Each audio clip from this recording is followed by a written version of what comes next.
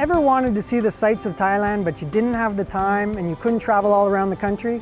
Well, luckily for you, there's ancient Siam, or in Thai, Muang Borang, which is basically a one-stop shop for all your tourism needs. In here, we've got all the sights of Thailand in one convenient location. It's about 240 acres though, so I'm gonna go pick out a cool bike so I can get around. So here are the bikes. As you can see, most of them are pretty much the same. That's okay, because these bicycles obviously completely encompass and engulf everything that is cool and exciting about riding. I can hardly wait to get started and feel the wind blowing through my hair. Ancient City was started in 1963 by a man named Lek Wiriyapan, a successful businessman. Ancient City, or Muang Bo Ran, covers more than 600 rai of land, consisting of 116 replicas of famous and important places from all over Thailand. Behind me is the Garden of Manura, which is a classic Thai love story about love transcending the caste system in Thailand, with the rich Prince Prasutan falling in love with the poor Manura, which gives hope to thousands of young dudes like me across the country that hope to elevate their status by hooking up with an obscenely rich older woman. As an antique collector, Kun Lek has developed a strong appreciation for arts and their historical and cultural context. A wide range of architectural structures and symbols are combined with fine arts and craftsmanship, along with a structural layout and a natural environment that integrates harmoniously to create the type of atmosphere that encourages visitors to perceive and appreciate the continuity of history, culture, religion, art, and the customs of Thai people from times past until now. Ancient City also offers the chance to experience the high street of shopping as it was 100 years ago, complete with shops, cinema, and other essential traders.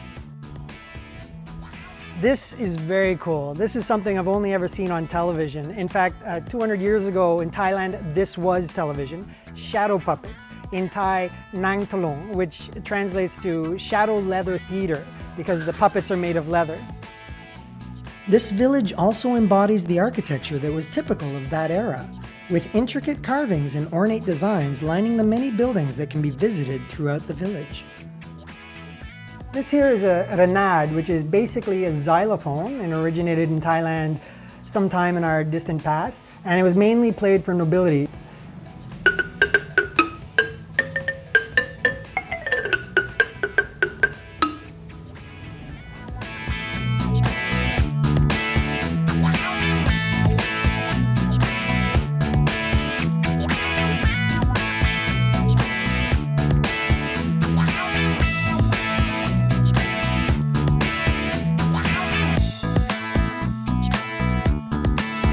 Floating Market demonstrates the ancient reality of transportation and business, as well as how people and water relate.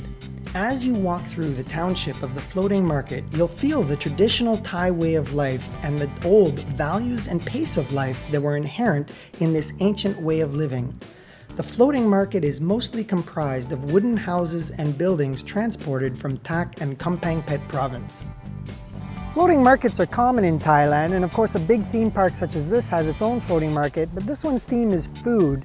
It's got multiple restaurants on the water, which you can order really good food from, or you can buy from the floating canoes that are going by, and you can order anything from fruit, ice cream, to noodles. The floating market provides an ideal rural backdrop to the daily life of the people living on the banks of the river, especially the local life in the central plain of Thailand. Bike riding around a theme park this large builds up quite an appetite. Luckily, I found a really nice restaurant on the water. It's beautiful and peaceful and serene. The food is delicious and cheap, just like back in Bangkok. This building has some very interesting history. This is the Sanpet Mahaprasad Throne House, which is a recreation of an identical building in Ayutthaya, which is now in ruins. It was destroyed 240 years ago in the Ayutthaya War. It was historically used for coronations and visiting royal dignitaries, and in fact was just used 40 years ago, this very building here, when Queen Elizabeth visited Thailand.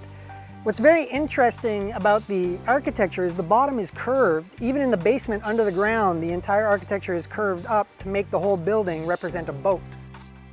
The scaled model of the Ayutthaya Assembly Hall at Muang Boran has been reconstructed to show the structure of the traditional Thai Wihan, which once housed a presiding Buddha image.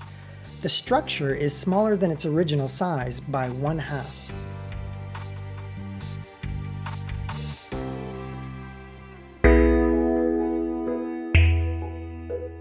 If you're looking for time out, there are some beautiful gardens in which to chill out and relax and take in the peace and serenity of the locale. Handy to have a camera around as well. Really, the best way to get around here is by bicycle. I mean, they've got little go-karts and golf carts and all that, but come on, this is the best way. It's beautiful weather, nice easy ride, beautiful view, lots to look at. It's a pretty sweet ride.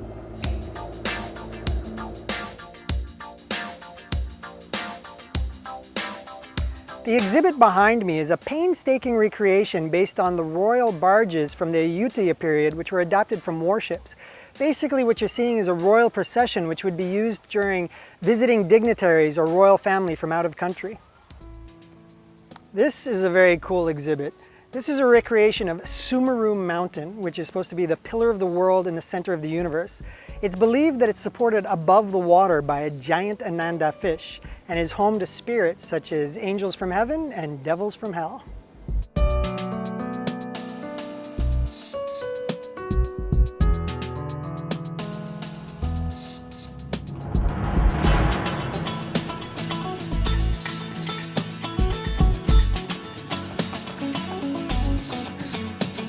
The temple behind me has a Thai name which is far too complicated for me to pronounce, but it loosely translates to Buddhist Footprint Temple, which sounds like an awesome kung fu movie, but is in fact a recreation of a temple that is a pilgrimage site for Buddhists all across Thailand. The mandap housing the footprint of the Lord Buddha, one of the most sacred places in Thailand, is an architectural style of Ayutthaya art. It is established on the top of a hill in Saraburi province. According to a Saraburi folktale, a hunter named Pran Boon followed a deer that he had shot to the ridge of a low hill. There he saw the wounded deer drinking water from a small pond. Astonishingly, the wounds on the creature's body suddenly disappeared. When the deer fled, the hunter came to look at the pond and found that in fact the pond was the footprint of the Buddha. It is considered a Thai tradition to build public places such as temples and Thai Sala, the pavilion, in a community. Functioning as a public center, they are used in Buddhist merit-making ceremonies and other social activities. The structures, finely constructed, not only illustrate the well-to-do status of the community, but also show the generosity of the person who intends to build the places for public use.